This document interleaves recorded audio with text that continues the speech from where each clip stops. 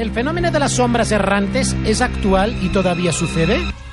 Tiempo. No, ya no han vuelto a ver nada. O sea, esto de las sombras era antes.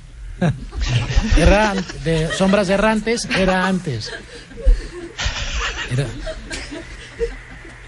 Yo, mire, lo que le puedo decir, el mismo que vio la sombra, una noche que iba tragueado, se encontró con otro hermano que estaba poco más o menos, y se liaron los dos, y ese acalcó al hermano. O sea que... Tiene que ver con maricón. Así que, ¿yo qué le voy a decir? Como Brokeback Mountain.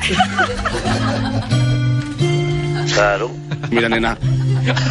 O sea que... Mamá, tengo que decir una cosa. Eran... Claro. Ya me entiende.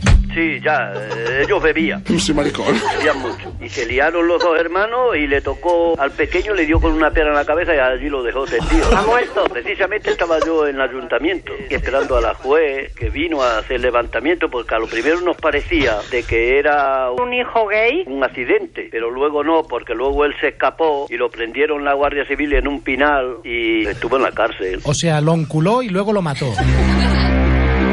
Sí, se liarían ellos a lo que fuera, porque como era de noche, ¿quién los ve? ¿Usted cree que es un fenómeno inexplicable? ¿O podría ser la broma de alguien con muy mala sombra? Veo que no le ha hecho gracia. Perdone, a mí tampoco, ¿eh? Solo... Hombre, claro.